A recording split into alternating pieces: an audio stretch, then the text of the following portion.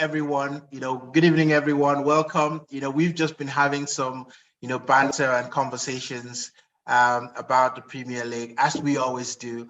We're inviting you into our conversation. This is Game On, and today we want to review week 28 and also look at week 29 as well. And as ever, I've got some incredible people here who are going to be having this conversation with me. So the first person I want you to meet, of course, Mr. Femi. He's in the UK, one of my best friends in the world. Femi, how are you doing? I'm doing great, Eddie. Thank you so much for the very, very warm introduction and for getting us off to a great start this evening. Like you said, we've been having some wonderful chats about so many things in the world of football, but even more so, we'll be reviewing some of the results, not more so than what we saw last night. Spurs totally walloping Everton. That wasn't on the cards, but these things happen. We're not happy, but we're still smiling. Yeah, fantastic. Welcome to the conversation. And of course, we've got, one of our most talented, friends also in the conversation, Mr. Festus. Festus, how are you doing? I'm fine, Eddie. It was a week of exciting football in the week 28. We saw 10 wins across all matches played. And it was really exciting. A whole lot of results was shocking. We weren't expecting the wallop, like Femi said, and a whole lot of people that lost, Wolves and even Brighton, Southampton. I was shocked with those losses because those are people I expected to give a fight for most of the matches they played. You're welcome to GameON, and I bet you're going to have an exciting time with us. My name is Festus Chukwu, all the way from Maryland, USA. Welcome, everybody. Welcome. So let's kick off with that walloping because I think it deserves to open up our conversation today. Festus, what happened? I think football happened. Football happened. It was an exceptional display by Tottenham. I think Conte, John, I remember the last two sessions we had, and you pointed out if you're going to give Telford to Tottenham, you're going to give it them because of Conte. I can see the input of Conte. The players he has brought in, I can see what they are doing. Koluberski, sorry, I doubted him. I could see what they are doing. He has fitted right into the team, and he's actually doing very well. That match, if you watch that match, Everton actually started well. They dominated the game within those few minutes of the match. And I think at the end of the day, Tottenham was clinical. They took their chances well. And with the game down with almost 3-0 at the first half, clearly, I think the morale dropped from Everton. We saw Kane, as usual, clinical, having his 2 goals, and also we saw Son, Regulion, and the own goal that came. So what really happened in that match, Tottenham took their chances. They played compact football. Everybody played according to Conte's instruction, and Conte came with a master pace.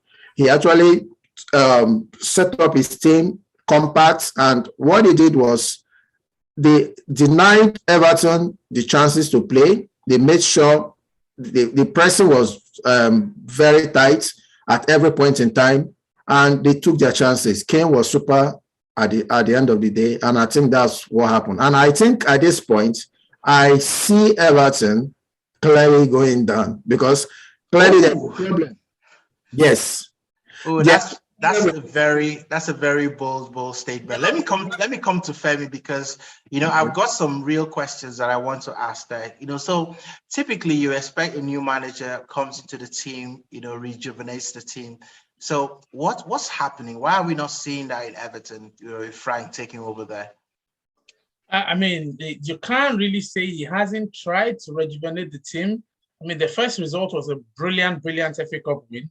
Then they were back down to earth in their second game. Then in the third game, they went and won brilliantly again.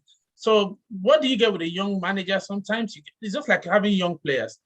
It's a yo-yo kind of thing. You get ups and downs. You can't really, I mean, Everton were never going to lose 5-0 to anybody at the point when he came in and it was looking great. And then suddenly they look like they couldn't keep their back door closed.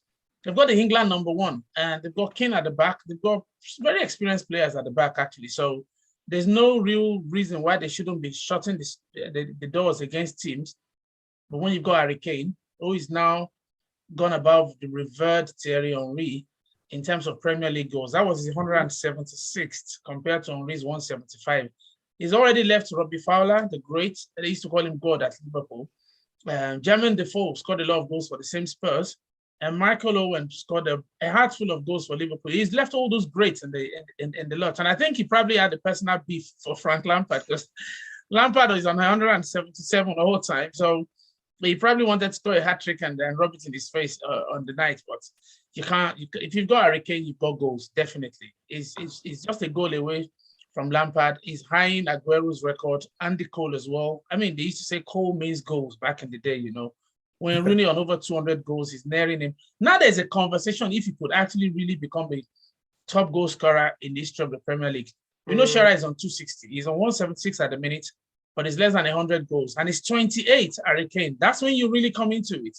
Is he capable of 30 goals a season? 100% for the next 2 or 3 seasons. If he stays injury-free, he can do it. So when you've got a player of that nature, and you got Son, and you know Heung-min Son on his day, he can destroy any team. I mean, look at what he did to Man City in the Champions League back then.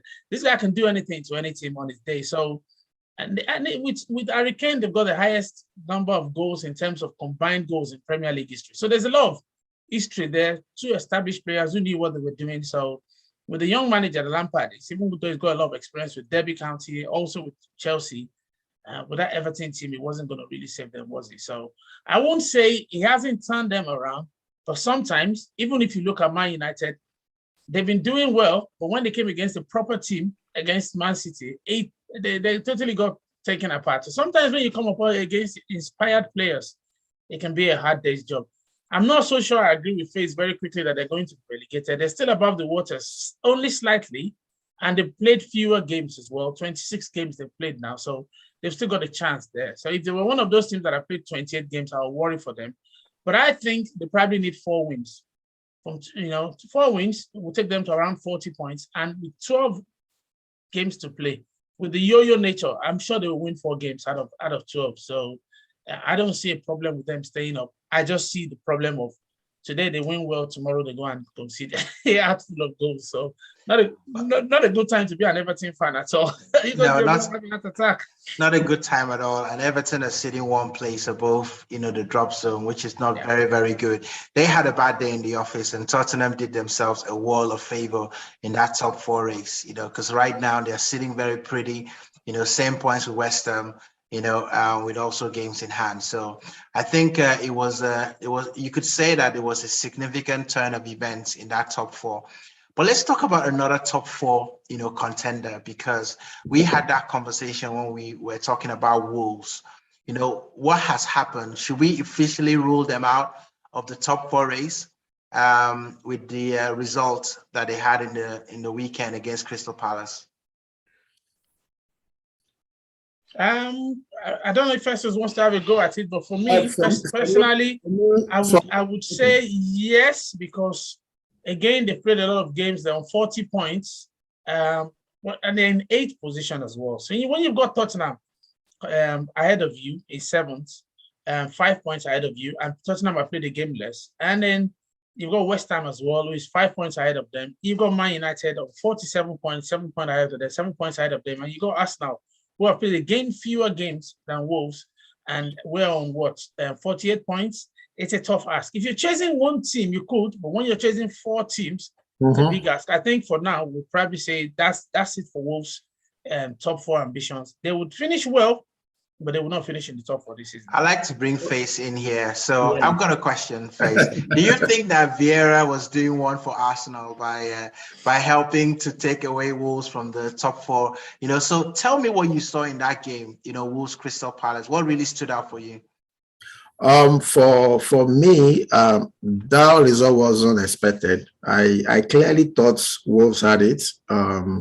They've been compact. They have one of the best defense so far this season. They hardly concede goals. Yeah, they don't score much, but they don't concede that much. And in every match Wolves has played, it has always been a competition. You don't win them easily. So it was really a shock when I saw what Crystal Palace did to them. Zaha and Mateta was absolute brilliant. In fact, they could have scored more. If you watch that game, Zaha actually missed a couple of chances. I think Mateta missed a couple of chances. So I kudos to Guy Vieira.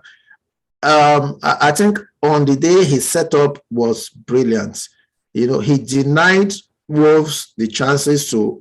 He actually choked them in the midfield, which is Wolves football basically. He denied them that playing time, and at the end of the day, Zaha had a free time. And I say Vera did us what? No, I think Vera just played his game. Vera just did what he's trying to do. He's building something in Crystal Palace. And it was one of those days for Wolves, a bad day in the office. So kudos to, and I won't take away the super performance by Crystal Palace. They actually did well, and they deserve to win on the night. So back to you in terms of the top four. Do I see Wolves making it? No, I clearly at this point I don't. They are, I think, about 8 points behind Arsenal at this point, and they've played like 27 matches, while Arsenal has played just 25. So we still have two, ahead of them, and still 8 points ahead of them. I don't see Wolves coming back in terms of the top four. But they've done well this season. Kudos to them. Nobody expected that from them. So. Okay. So with Wolves leaving the pack as it is, of the top four pack, so let's talk about, another team and another result that I think it was expected for them to win, but maybe not in that manner. Tell me about Chelsea. Chelsea, that performance, especially in the second half, what is it about Kai Havertz and Lukaku? If both of them are on the pitch, things don't seem to work. But if one of them is not, something seems to happen. What's going on there in Chelsea, Femi? Well, to be fair, you've got to look at Chelsea and say they had a team that won the Champions League without Lukaku. They had a false nine idea, and that was working great for them until one way or the other, the manager thought, let's look for something we don't need. Let's go and get a Lukaku for 90-odd million. And they brought him in, and he's not a bad player, Lukaku.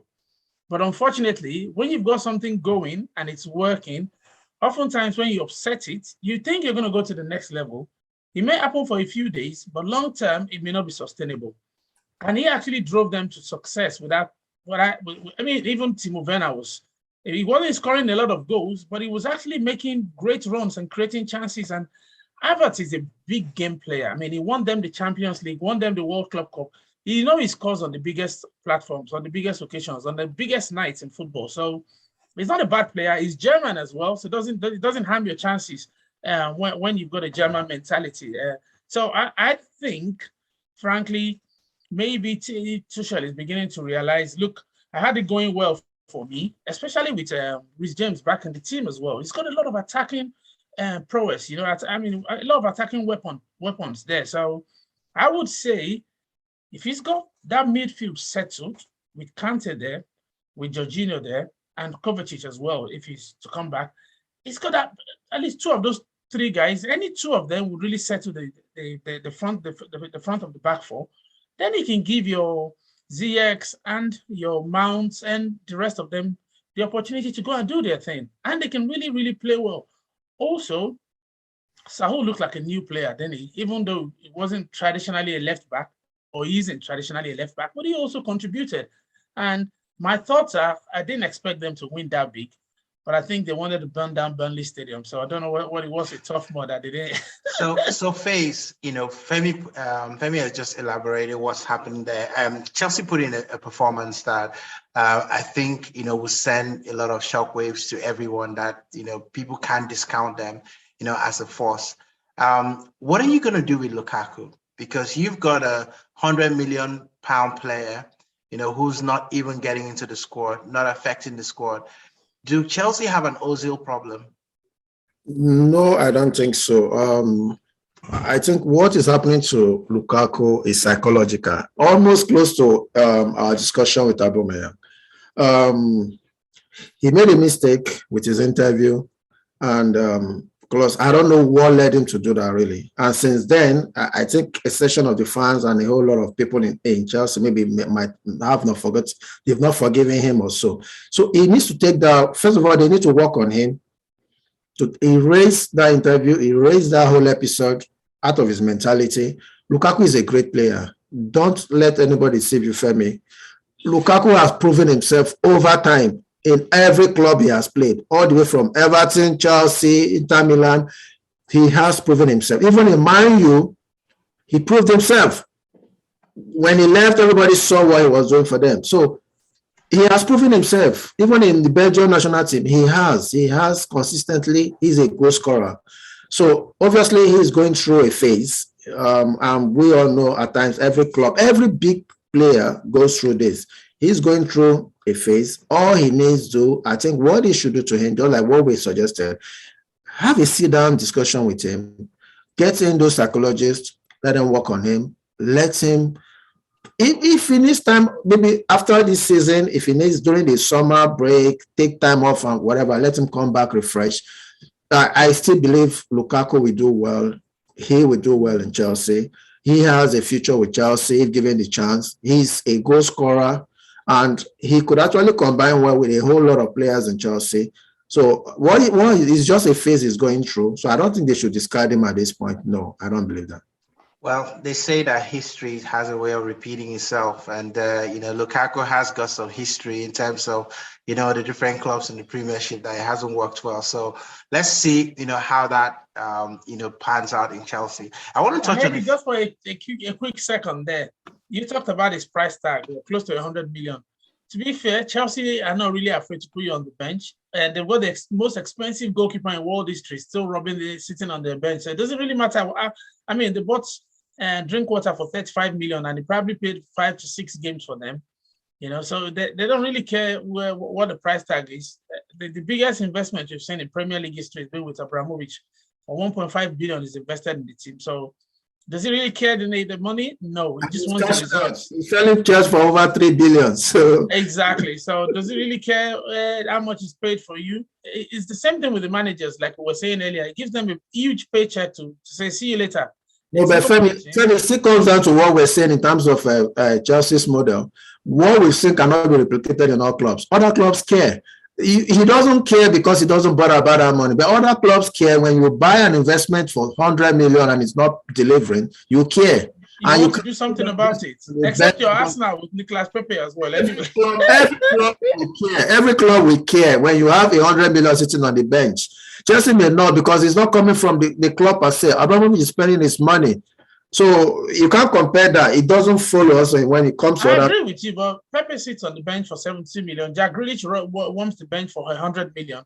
If you're not doing the job at some point, of course, the manager needs to win games, and football is a game where you need results to stay in the job as a manager. So in the end, if that player is not delivering, just like you said, not long term that it will be exercised from it. Only Arsenal will do that and kick you out. Even only Arteta will do that. Kepa is still in the Chelsea team. They haven't sacked him still. So only Arteta will you're part of the team. You can come in and help at some point, Yes. I mean, look how much money we spent on William, and just because he didn't work for one season, he's already out of the door. Right? So it's only Arteta who has a short-term view of things. Most teams think long-term and they try and reintegrate the player. So just like you said, of course, Lukaku long-term is going to be a Chelsea player, and he's going to score goals for them, because in training, he's going to find who to really work with. I mean, you can't. It doesn't get any better than playing with Captain America Pulisic. He's rampant, and Ziyech is a real artist. Mount is a hard worker. So the players around him there, and Kai Havertz and he has options around him. He does. Yeah, so he would definitely form partnerships. And then look, this guy can put any ball on the money. Reece James from the left, Alonso, or when they have Chilwell back, would also provide chances for Lukaku. So I don't see a problem with him, but I think the manager just understood that for now. So I want us to go back to the tried and tested. Eddie, I want to ask you a question, Eddie, because I need your input here also. Okay.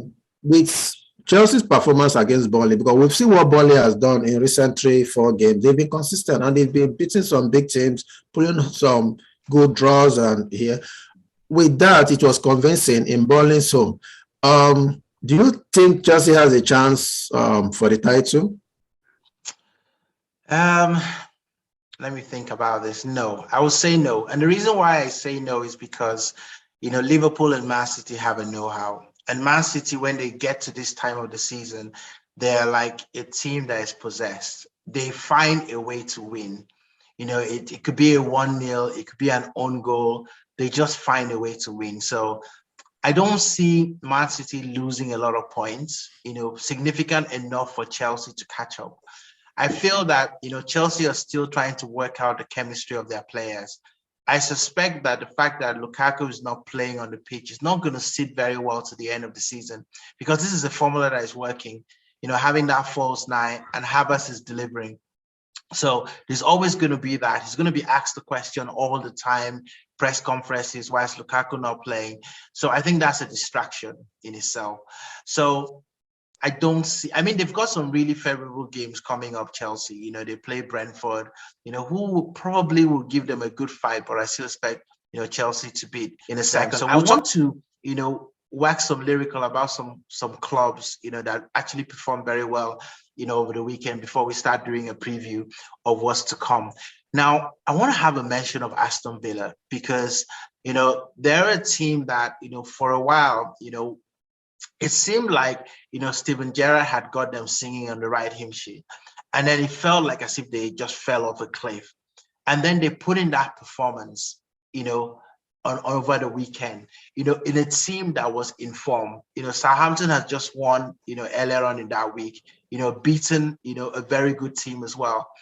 So for them to go and put in that performance, what exactly has Steven Gerrard done, in Aston Villa that has actually made them to play well, but also, be in the kind of form that they are going into now? Face. For Steven Gerrard is actually a good coach, and with his kind of football philosophy, we know he will come good in Aston Villa, and he actually brought in the right set of players to, play the way he wants to play, the likes of Coutinho and the other guys he brought in. And if you see also, I think a whole lot of these players also are coming into the game. They are beginning to show presence they're beginning to understand his mentality and the kind of football he wants to play. Ings is gradually also coming back to the fold. We could see Cash, and we saw a whole lot of the guys. So what really happened in that game, for me, I think the way he set up his team, with what he wanted to do, everybody understood the kind of football he wanted to play at the end of the day. And we could see Coutinho was awesome. We actually expect to see more from Coutinho, because clearly I think he now understands the philosophy of what Steven Gerrard is trying to do, and is combining very, very well with Watkins. Watkins is beginning to understand Coutinho very well, and we could see the partnership is beginning to show. Very good goal by Watkins too. Sorry? It's a very good goal by Watkins. Yeah, very beautiful goal. He actually, in fact, it was a beauty to watch. In fact, we had a couple of beautiful goals during the week. Across even the Man U goal, Arsenal goals, even, in fact, Watford goal, we had a whole lot of contention for goal of the tournament that came out from last week. So the 4-0 was a surprise, because nobody expected, 4-0 to come, especially like something like what you said. They are in form, they've been beating teams. But on the night, we could see an exceptional display by Coutinho, the Watkins, the Cash, Ings. Everybody was at the top of their game. And they actually executed the game plan of Gerrard. We saw total football. We saw good, free-flowing football at the night, and it was beautiful to watch. I think Aston Villa will come good next season. I see them finishing. I don't think they will get an European place this season, because they are far down. I think they are in 11th position, if I'm not mistaken. And a whole lot of contention also within that middle pack. I think it's late a bit, but with what he's trying to do, I expect a lot. I see what Wolves is doing this season, what Aston Villa is going to do next season. because by then they would have understood his philosophy and the kind of football he wants to play. Okay. So Femi, just to round up the weekend's matches, because we really need to start looking ahead as to what we're expecting to see in the Premiership. Arsenal won against Watford. We have to talk about Arsenal game. We are Arsenal fans. So Arsenal have come into a rich vein of form. I think you can argue that right now they're probably the most informed team, in the Premiership. Do you believe that Arsenal can carry this form? They've got a very tricky game, and we'll talk about that in a second. But just looking at that performance against Watford, what did that tell you about Arsenal that you didn't know? Not a lot. That wasn't there already, to be fair. They've been in a very rich vein of form of late. And also we're expecting to win games, which is a totally different mentality from before, where if Arsenal lose right now, it's a huge disappointment. Whereas if they ever lost before, it was just normal and you weren't feeling the pinch. But now if they do lose a game, you're going to have a bad evening, aren't you? So it was something we expected, and they didn't let us down. Of course, with a late goal, just a freebie for Sissoko to make everybody sit on the edge of their seats, but it was still comfortable in the end. I mean, Saka was magnificent for his goal. The Odegaard goal was just a thing of beauty. Look how well they combined, Saka and Odegaard, for that first goal, and then Martinelli as well. And you've got to mention Lacazette. Sometimes you're looking in the box and you see your number 9 and down the right wing with the ball. You're thinking, come on, you're meant to be in the box scoring goals. But when he does get in the box, he knows how to lay one for the youngsters, doesn't he? And it's helped Saka score a beauty to the left of the goalkeeper, and then it's helped Odegaard score a beauty to the right of the goalkeeper as well. You can't knock those, two beautiful assists in a game. A great mention of Cucho's goal, and Andes Cucho, that bicycle kick. I'm still not convinced that Ramsdale was awake and alive to that ball. He should have done a little better, but I mean, if you've gone and done a smashing overhead kick, then you can't knock a player for that. So personally, I thought nothing new that we had not seen. We expected to win. We got the results as well. And if you can beat Wolves home and away, you're expected to beat Watford. One thing I must say, though, is credit has to be given where it wasn't a straightforward one, because you were talking about Southampton against Villa, and Southampton are drawn with Man City. They're drawn actually with United as well. They're beating Everton and also Spurs in that. And in fact, they beat Norwich as well. So the last 5 games, they played against big teams and small teams, and they've really, really done incredibly well. So to lose 4-0 to Aston Villa, I think it's more of a reflection of the work Villa put in than how bad Southampton were on the day. So you've got to look at Arsenal and say Watford have been really, really trying. And they drew the other time, and you didn't expect them to get a draw out of that game. So it's never straightforward in the Premier League, trust me. It's never straightforward. So when you're winning, you're doing right. So all credit to Arteta and his boys. So let me bring faith into this now. So Arsenal has won 4 of the last 5 games. They're sitting pretty in the top 4, occupying that position with games to spare. Is Arsenal going to take up 4? Yes. I know you expect me to say that, being an Arsenal fan, but let me back it up with my facts. Currently, we are playing fantastic football. We are in very good form. Everybody is firing all cylinders. I can't fault anybody at this point. The defense, the keeper, the midfielders. We're even having a whole lot of competition among our players. Martinelli starts today. Odegaard starts. We have a whole lot of, and everybody is scoring. All our midfielders they're all scoring. Strikers are scoring. Wingers are scoring. So you have a situation where everybody is sharing the goals. Now, who are our major rivals in terms of top 4? For me, I've narrowed it down to 2. It's between Arsenal and Tottenham at this point for me. Now, why would I say Tottenham may not get it? Tottenham has just Kane and Son. They produce most of the goals for Tottenham. So a day Kane doesn't score, Son may score, but if they don't score, but in our own case, we have everybody scoring. And now I'm looking at the also we have just one game ahead of them, yes, but we are actually still 3 points ahead of them.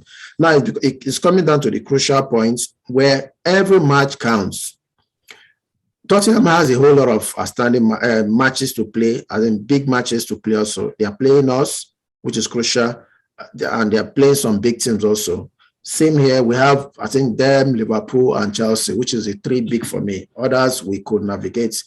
So why am I giving it to us now? I'm giving it because of our form. I'm giving it because of our players. Everybody is in top form, and everybody is back from injury, all the major players, and they're all doing well at this point in time.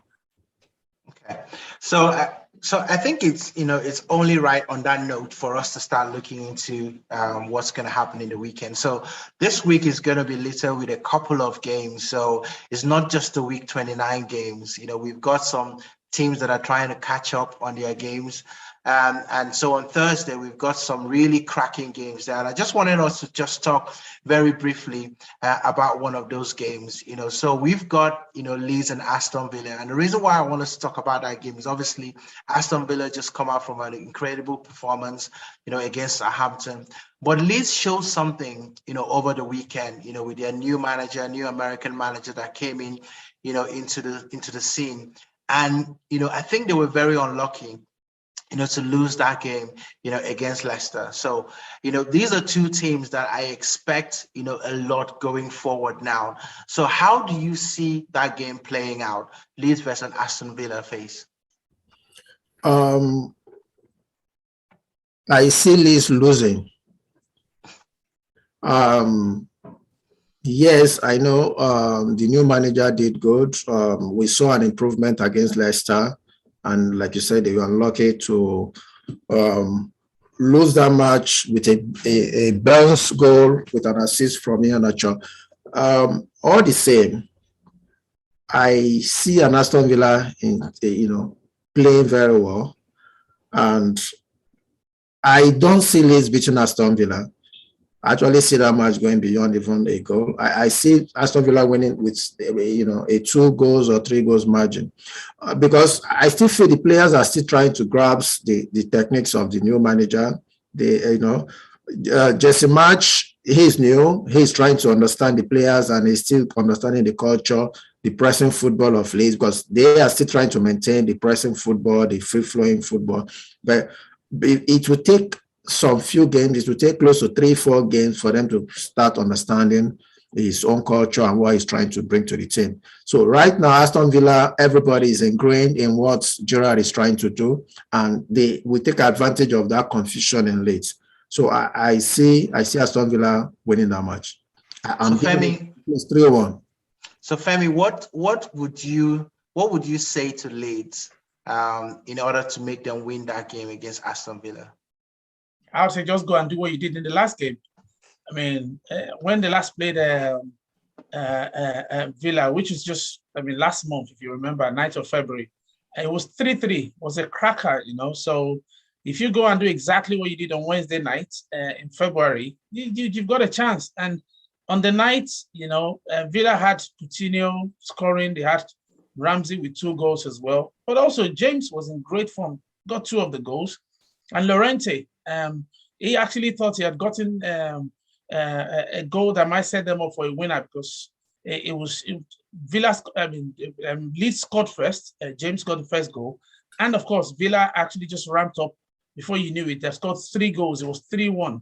Now, the one thing you know about Leeds is they will never go away. It doesn't matter whether it's Jesse March or any other manager they get in the world. The Leeds fans, especially with the fact that they're going to be at Elland Road, the fans don't let up, and the players don't let up as well.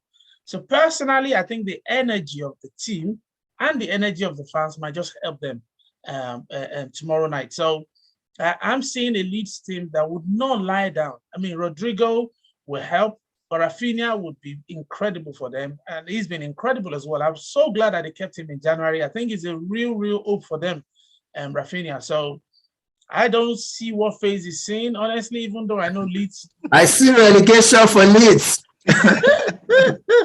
I don't see it, because one thing I like about Leeds is the fact that they don't win games not because they get lucky. They do win games or stay in games because they work incredibly hard and they play football on the ground. They pass it well, they keep it well. Now you see, what's his name? Hopefully they'll have their star striker back, Patrick Bamford at some point, and that could really help them. So I personally think, I haven't gone to Villa and come back from 3-1 down to draw 3-3. There's every chance that at Elland Road, even if they lost the first goal, they won't give up. They're not going to give up against you. So I don't see Leeds losing. Honestly, I see them staying in that game, possibly getting a draw or even winning it. That's what I see. My problem with Leeds is in discipline at the back. They attack at all points in time. Yeah, they try to attack. They play good attacking football. But remember, Premiership is all about how you coordinate and how you set up your team. Because you must defend also. Remember when Arsenal was not scoring that much? What was helping us? Our defenders. We were trying as much as possible not to concede. So you must have a total, your structure must be compact. Your structure must reflect what you want to achieve. You can't be attacking at every point in, and that is why they are shipping in so much goals, because they are so uncoordinated at the back. And that is where I see Aston Villa having the better of the day, because you have the Watkins and those guys are in top form. They're going to exploit those loopholes at the back, and that is where the problem will come for Leeds. You're talking about the match they played. See, Premiership is so dynamic. Remember, we were talking about who's contesting for top 4. That was about like 2-3 weeks ago. But today we've written them out, and that is how dynamic the Premiership is. It changes week by week, and I don't see Leeds Aston Villa in the same level. I don't see a 3-3 match at this point in time. So this is the problem. Not 3-3, but that's what I was saying. It could be 1-1. It could be a draw. It could be 1-0. But okay. I think Leeds, with the way they are, and they're in trouble as well, so they're not going to be lying down, especially with trouble very close to them. They will be working hard, I believe, and a new manager as well. First home game. I think there's something in there. So we've got a couple see how of well games. They did against Leicester.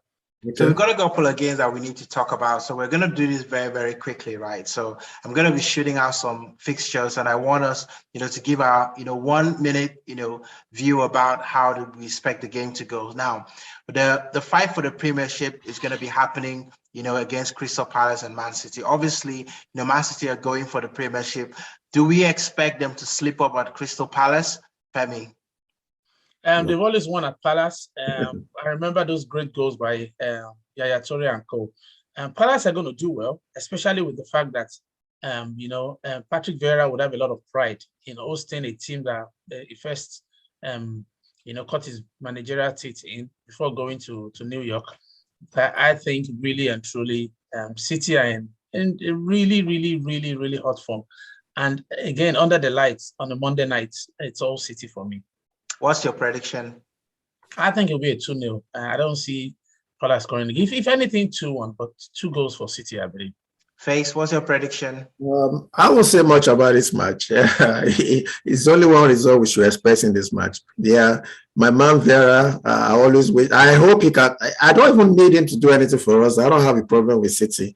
We are not contesting anything, but I don't see him stopping City. I think City will take this. I predict 3-1. Okay, 3-1 to Man City. So let's go to Brighton. Brighton at Liverpool. That's going to be another game that can have an impact on the top of the table. So how do you see that going, FaZe? Who wins that game? Brighton Liverpool is going to be a cracker. I think the first match was a draw. It was a draw at Liverpool. That match is going to be a tough one. Liverpool at this point, I don't think Liverpool will lose that match because we all know what is happening now. Liverpool will not lose that match, but I don't know if they will win because Brighton at home has been clinical. I think they've lost just one. You're going for a draw. I'm not going for a draw. I'm not going for a draw, but I think Liverpool will shade it. I see a 2-1 victory for Liverpool. 2-1 to Liverpool. Femi, what's your prediction? Brighton, Liverpool. hard to predict as well, but again, I think given all that is at stake for Liverpool, Brighton will work hard as always. But I'm just worried that a few of the players are going off the boil a little. So, except something magical happens, I think it's all Liverpool in that game. In fact, I'd say 2-0 victory Liverpool. So, rejuvenated Newcastle goes to Chelsea on Sunday. How do you see that shaping up? Who takes that game? Chelsea, Newcastle. And Newcastle, they're coming out of trouble very much now. They look like the Premier League team, and Eddie Howe, with his Premier League experience, has guided them really, really out of trouble. So Chelsea can be funny because sometimes you don't know what Chelsea you're going to get. And Newcastle will be playing with renewed confidence. I expect Chelsea to still put them in their place, but then it's football, and if Newcastle are rampant on the day, you just never know what can happen. But I'll still say Chelsea, with the form they showed against Burnley, should take this one. Hopefully, it's a 2-0 victory for them. But you can't rule out a draw, honestly. Newcastle won't win, I believe that. But yeah, it should be Chelsea win. I'll say 2-0. So face Chelsea at Stamford Bridge. Who wins? Newcastle. For me, I seriously pray if Newcastle could do us one. Newcastle, funny enough, if you check the history of both teams, Newcastle has always they've always been like a spoiler against Chelsea. They've beaten them in several matches, and in fact, some title deciding matches. I think they've actually beaten Chelsea in the past. But this match with the Chelsea I saw, I don't see Newcastle doing that. I don't see that match being even close. I'm predicting a 3-0 victory for Chelsea. 3-0. Wow. Okay. So let's go to a game that will make a lot of difference in the top four. So Man United play Tottenham. You know, Tottenham on the back of the spanking that they gave to Everton. Do you think that Man United are on the back of another spanking from Tottenham as they play Tottenham this weekend? And what's your prediction, Face? For me, I think I don't see Man U bouncing back from the woeful display against Man City. For me, I think Tottenham will take the day. Unfortunately, I see Tottenham making this match. Man U is still unsettled, and I think they from the bashing they got, and the problem right now in that team, the morale is so low, and Tottenham is flying high at this point in time.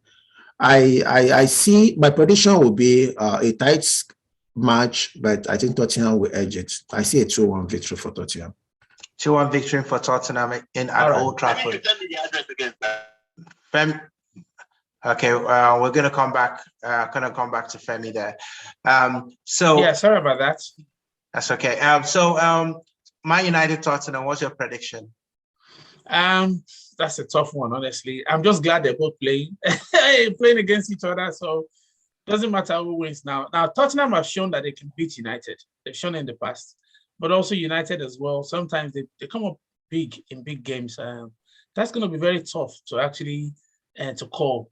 And Tottenham away from home, they know how to keep tight at the back, and then with Kane and Son on the counter, it's hard to stop. So it's hard. It's a hard one. But my heart hopes for a draw actually. So I hope it's a 1-1. So on Sunday, Everton play Wolves. What do you think will happen? What do I think will happen? I think it'll be a draw. Man United, Tottenham. I think that will be a draw. I think United would want to bounce back from the trashing that they had, and I think Tottenham will be on a high. You know, after that, 5-goal slot of Everton. So you rarely follow up, a game like that with another, convincing game. So I expect it to be very close. I'm going for a 1-1 draw between Man United and Tottenham. So Everton play Wolves on Sunday at 2:00. Everton should be looking to bounce back, after the outing with Tottenham. But they also play Wolves that have just suffered a defeat as well. So, Faith, what's your prediction, Everton Wolves? I see a draw in that match. I see both teams that lost. Wolves to come back. Wolves has been fantastic on the road. They've lost very few matches on the road. And with Everton, morale at this point in time, and they are like Femi pointed out the yo-yo performance where today we actually don't know what to expect from Everton. But I see a Wolf going into that match compact. I see a Wolf that will want to be very tight in terms of the defense and, if possible, making 1 or 2 goals. So I want to predict a 1-1 draw. 1-1 draw, Everton Wolves. Femi, what's your prediction, Everton Wolves? I think because it's a Goodison Park, the crowd would definitely, the Goodison Park crowd, they're a beautiful crowd, to be fair. I think they would really spur the team on. So they like Lampard as well, which is quite a change from when they were so gloomy about Benitez and they've been singing his name, Frank. So I think it might just galvanize the team. And they need the points as well. So I think Everton might nick this 2-1. I think, and I see a late victory there actually for Everton. So okay. We've got a few more predictions to go, so let's run through this quickly. Brentford Burnley face. What's your prediction? I see Brentford 2-0. Femi, Brentford Burnley. Well, I don't see what FaZe is seeing. To be fair, because Burnley away from home, Ivan, strong team. You can't run down their defense. Tarkowski is great. You got Nick Pope, who is a solid goalkeeper. Brentford don't score a lot of goals, even though they scored a lot. Tony had a hat-trick in their last game. That's not going to happen against Burnley, 100% not. So I think Burnley are going to win this because they know how to navigate games against promoted teams as well. Sean Dyche has so much experience in the Premier League. I think he's going to win 1-0 against Brentford. Okay, so let's play on Thursday. But let me retract back so I can point to Femi. Brentford has, I think the form has improved of late, and remember they are playing home in this game. So Burnley, I agree. Yeah, you what you're saying about Burnley, but in this game we've seen a Brentford of late who has a resurgence in terms of forms. We've seen what Eriksen also is bringing to the middle of the park. They are playing a bit better. And most of their strikers are doing well. Tony is back also. Remember, Tony was out for like 3 games or thereabout. So they are all back.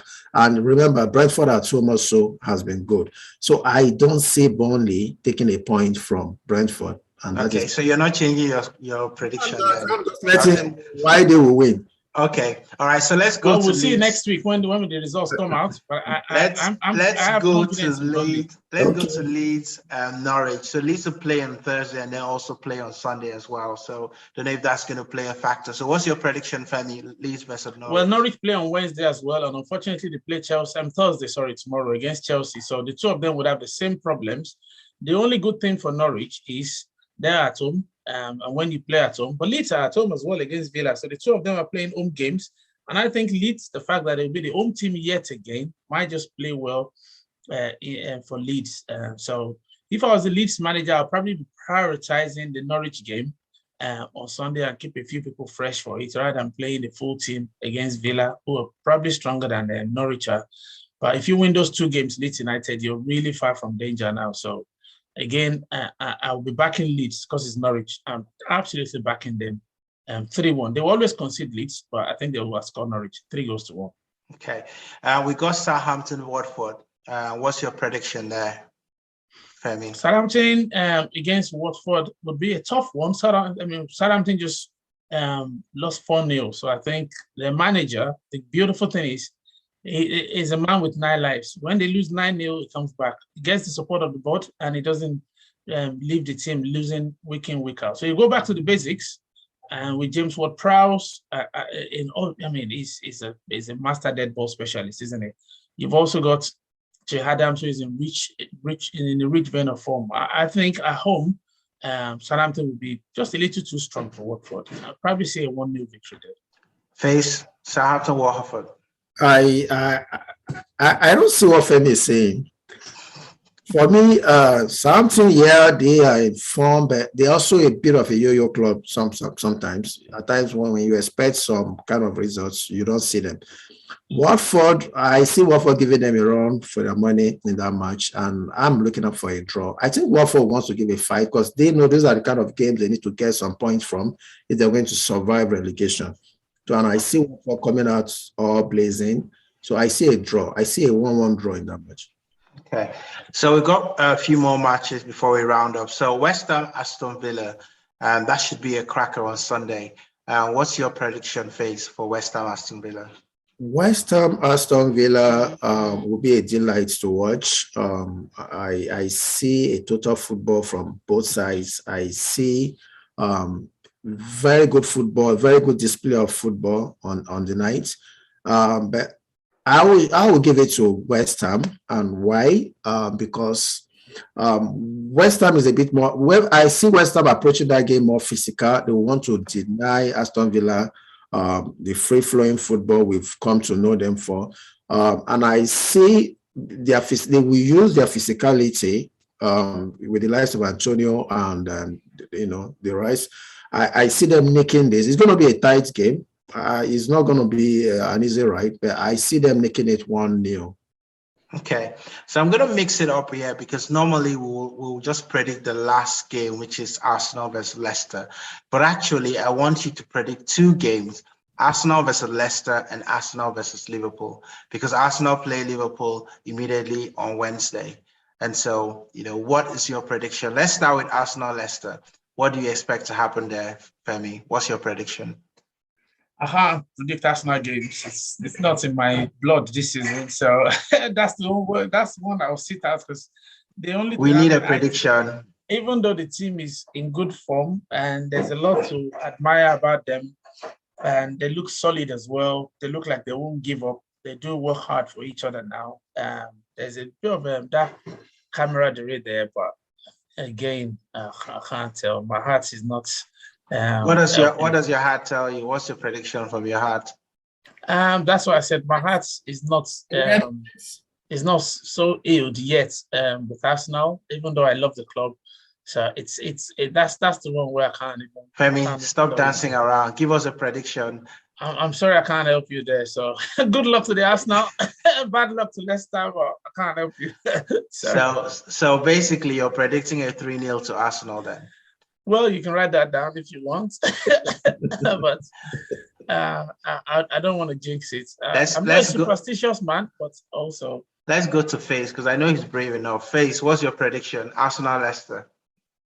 Of course, that's I don't know why Face is having problem predicting dates. He shouldn't have problem predicting. We always beat Leicester.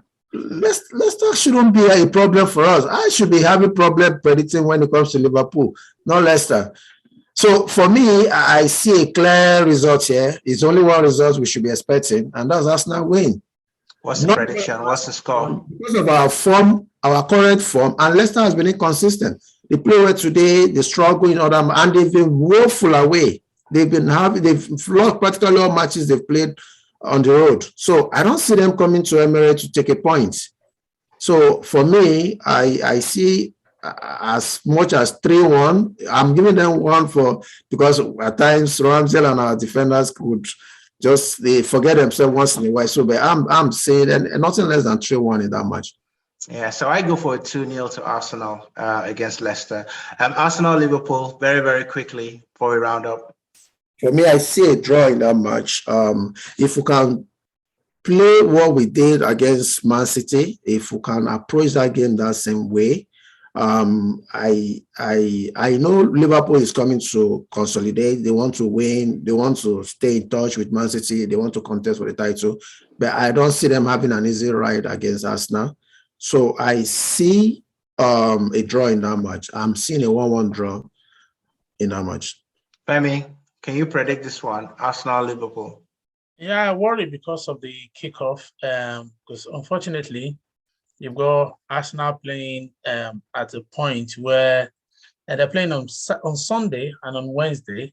Sunday is the late kickoff as well, whereas Liverpool play the early on Saturday, and they've got till Wednesday again. So there's an advantage in terms of recovery there for Liverpool. And of course, they're the stronger team. Apart from winning them we did beat them in the league the other time after the whole league was all wrapped up anyway. And we beat them in the Community Shield as well. But at home against Liverpool, that's a tough game. It doesn't get any tougher than that, But with the heart we've been showing of late, I hope we get something out of there. But frankly, yet again, I can't help you with an Arsenal results because You're becoming a problem. You should be predicting. Okay. So I think it's been a fantastic conversation today. By the way, I go for a 0-0 draw against Liverpool at the Emirates. All the firepower that will be on display, new draw. I think Liverpool. I think he's just remembered that Thierry Henry shed. Bang goes the 0-0 draw. No, I just look at it and I say Liverpool have got a very, very strong defense. Virgil van Dijk is no joke. He always finds a way of just being there, when the danger is happening. So, I expect to be a very, very tough game, and Arsenal are not going to give things away. So I expect that game to end in a 0-0.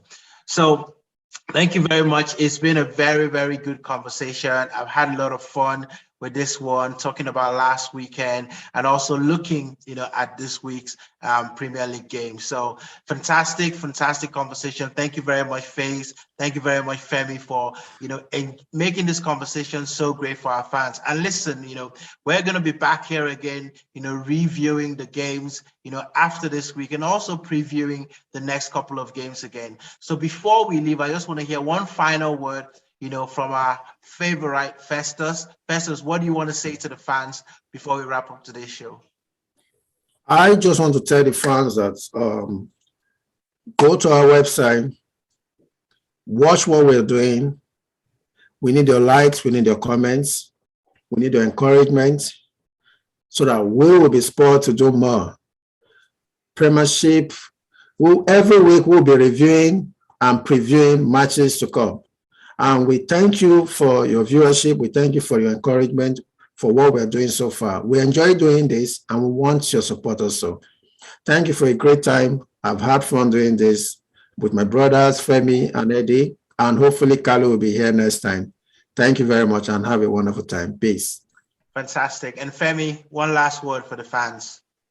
I think it's just been amazing sharing what we all love and really adore, and the beautiful game, isn't it? So what a pleasure to be able to share this time with you guys. I hope you've had a ton of fun and we provoke some emotions and thoughts in you. Whoever you support, good luck with it this weekend, except, of course, you support Liverpool against Arsenal. If you support Liverpool, sorry, no luck.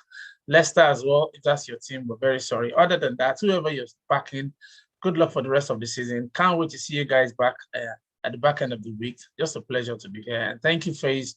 Thank you, Eddie, for the great work. But also can't wait to see Kali back with his energy and knowledge and just really, really bubbly spirit. So yeah, brilliant. Yeah, so we can't wait for Kali to come back. On that note, I want to say thank you to everyone. Remember, like, subscribe, go to GameON Football Crew at a YouTube channel, share this with your friends, as we will continue to bring you more and more content. My name is Eddie. I've had a fantastic time, having conversations with my good friends. And having said that, I will see you all. And remember, be kind to everyone because you never know what people are going through. Have a blessed one and see you soon. Game on.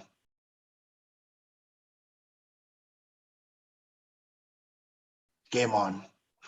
Game on. Game on.